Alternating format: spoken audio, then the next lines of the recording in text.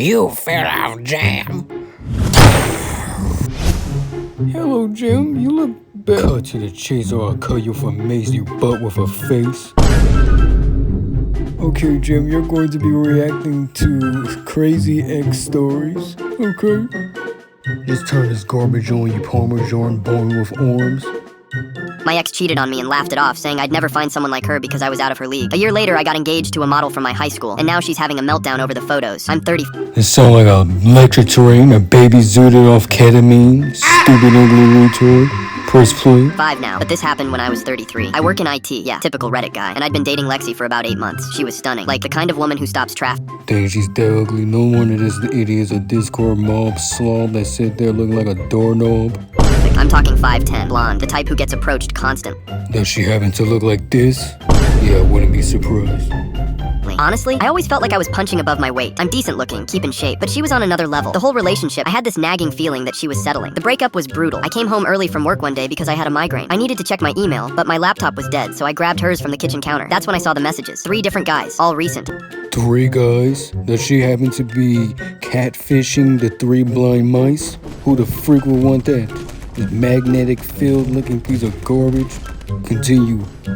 One from that morning. My hands were shaking as I scrolled through them. Flirty texts, plans to meet up. One guy asking when her boyfriend would be gone again. I felt physically sick. When she got home an hour later, I was still sitting there with her laptop open. She walked in, saw what I was looking at, and barely reacted. Just sighed, like I'd found out she forgot to buy milk or something. I bet his IQ is 304, negative. We need to talk, I said. She set down her purse and crossed her arms. Okay, let me save you the speech. Yeah, I've been seeing other people. I thought you knew that's how this worked. I was stunned. How what worked? Come on, she said, not even looking guilty. Be honest with yourself. You're lucky you had me at all. Look at you, then look at me. Did you really think I was going to be exclusive? You're exclusive to is stupidity. You bald, ugly idiot. You ghosted knowledge a long time ago. You retard. With someone like you, those words destroyed me. Not just the cheating, the casualness of it. The way she said it like it was obvious, like I should have known my place. We broke up that night. She moved out by the end of the week, taking most of the good kitchen stuff with her. For months, I was a mess. I'd see couples on the street and think she was right. That's the best I'll ever do. My friends tried to build me up, but I couldn't shake it. Then about a year later, I'm doom scrolling Instagram at 2 a.m. No one should cheat on you. You're a pathetic waster who scrolls on Instagram at 3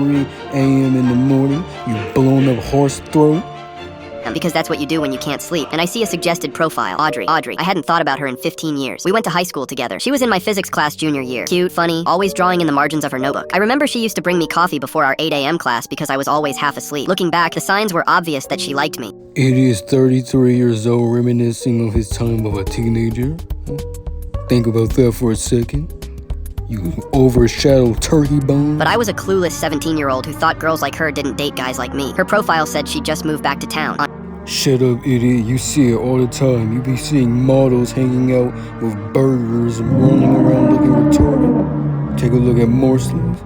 An impulse, I sent her a DM. Holy shit, Audrey. It's me. Are you really back in the city? She responded within minutes. We messaged for hours. Turns out she'd been living in New York doing commercial modeling, campaigns for skincare brands, some fashion work, nothing huge, but steady. She'd moved home to be closer to her parents. We met for coffee 3 days later. The second I saw her walk into that cafe, something clicked. She'd always been pretty, but now she was, I don't know, confident, radiant. Yeah, I bet she does have a lot of aura. Lots of it, and it's brown. And she was looking at me like I was the most interesting person in the room. That coffee turned into dinner. Dinner turned into a weekend hike with my dog. Within 2 months, we were inseparable. 6 months in, I proposed at Lincoln Park, the same place where she'd apparently worked up the courage to tell me she liked me back in sophomore year. I never knew. She told me after I put the ring on her finger, both of us crying and laughing. Audrey's Instagram had blown up over the years. Not influencer level, but 500K followers. Lots of professional photos from her modeling work. I posted our engagement photos, simple ones from the park, nothing fancy. She looked gorgeous in this cream-colored sundress, and I was just grinning like an idiot. 20 minutes later, someone's banging on my apartment door. I open it, and there's Lexi. Mascara running down her face, hair a mess, eyes wild. What, did idiot survive a car wash accident?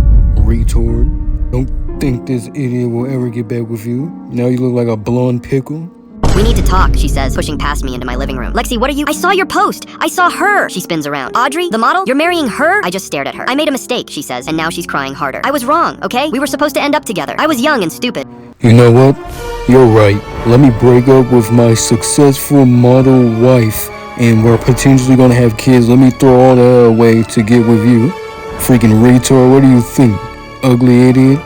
We can fix this. For a year, I'd carried her words around like a weight. That I was lucky to have her. That I should have known my place. I looked at her standing in my apartment, falling apart, and I felt nothing. No anger, no satisfaction, just tired. Lexi, I said quietly, be honest with yourself. You're lucky you had me at all. Then I opened the door and waited. She left without another word. Audrey asked who it was when she came over later. I just kissed her and said, nobody important. Terrible story. Next. My girlfriend dumped me for her ex at a family gathering, saying, "I'll forget you in a week." So I ghosted her completely and upgraded my entire life. Sarah and I had been together for 2 years. I was a software engineer, she was a graphic designer. We seemed perfect together. Yeah, these boing-headed nerds do deserve to be together. They're like a baby and lava. They belong together. When her mom got diagnosed with cancer, I stepped up. I moved us into her family's house temporarily. I cooked meals, drove her mom to chemo appointments, handled household finances when her dad was too stressed. My job offered a promotion requiring relocation, but Sarah begged me to stay. "I need you here, Alex," she'd say with tears. "You're my rock." I sacrificed everything. Turned down the promotion, canceled trips with friends, gave up gym time. I'd stay up late coding after full days of errands while Sarah sketched. I'd bring her coffee, listen to her vent about how overwhelming everything was. But subtle signs started showing. She'd scroll social media. Common red flag. Freaking retard. Liking posts from Mike, her ex. Original ex named Mike. These idiots have nothing else to do. Toxic comparisons crept in. Mike would have taken me on a spontaneous road trip, not just Netflix and chill. I brushed it off as stress. Then came the manipulation. She'd guilt me into more chores because you're better at organizing while she texted who knows who. During immediate funeral, she's gonna be in the same position as her mother, dead. family dinners, she'd joke, "Alex is so reliable, but sometimes I miss that thrill." Mike was all about surprises. Her family would laugh awkwardly while I forced a smile. I poured everything into us, and she treated it like it was expected. Poor love of Nyx. You blown up doorbell. Not appreciated. Her mom's remission party was supposed to be a celebration. Backyard barbecue with relatives, balloons, and laughter. I'd helped set up, grilled burgers, played the supportive boyfriend. That's when Sarah pulled me aside into the kitchen, her voice loud enough for aunts to hear. "Alex, we need to talk. This isn't working." Mike's back. He reached out during mom's illness, and we've been talking. He gets me, challenges me. "You've been sweet babysitting the family, but you're just safe." Boring. After everything I'd sacrificed, she kept going. "You were great at the routine stuff. Bills, drives, whatever. But Mike would have made it exciting, memorable. I deserve better now that things are stable." After a date with Mike, she would have came home to a dead family and a bomb waiting for her to blow her. Family members were glancing over, whispering, "You serious?" I asked, "Dead serious." She laughed. "I'll forget you in a week." Mike's the real deal. He pushes me, excites me. "You were a placeholder.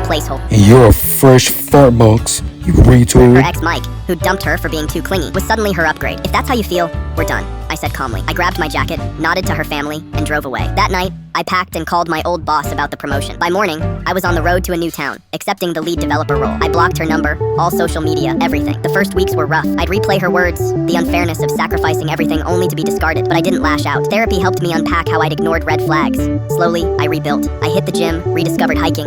Work thrived. I led projects that got noticed. For the first time in years, I felt free. 6 months later, word trickled in. Sarah's life was imploding. Of course, I bombed her. What do you expect? You inebriated horse leg? Mike was married, something she'd ignored. Their affair exploded when his wife found their texts, confronting Sarah publicly. The screaming match got photographed and spread through social circles. Mike got demoted, quit, then ghosted Sarah overnight. Sarah's freelance gigs dried up. Whispers of homewrecker killed contracts. Friends who'd laughed at her jokes about me distanced themselves. Meanwhile, I continued thriving. I landed side projects and met Emily at a hiking group. Smart, kind, no games. 8 months later, Sarah started texting, "Alex, I miss you. Mike was a mistake." No, you're the mistake. If Thanos were in your universe and snapped his finger, you'll be the only one who would get erased. You nasty, disgusting, exploding disgrace. We talk, then voicemails. "Please, I need my rock back." And then go to a playground, you gay clown that got stuck inside of a gray gown. Ugly idiot have the social skills of a stray hound. Retard. 18 months later, at a mutual friend's wedding, I arrived with Emily. We'd just gotten engaged. Sarah was there alone, nursing a drink. She approached during cocktail hour. "Alex, please. Mike cheated multiple times. Left me broke." What'd you expect? You depositive slop from a gay person closet that dropped straight from their water faucet, you piece of garbage. Ugly idiot. That's the end of that video. You all suck. I'm going.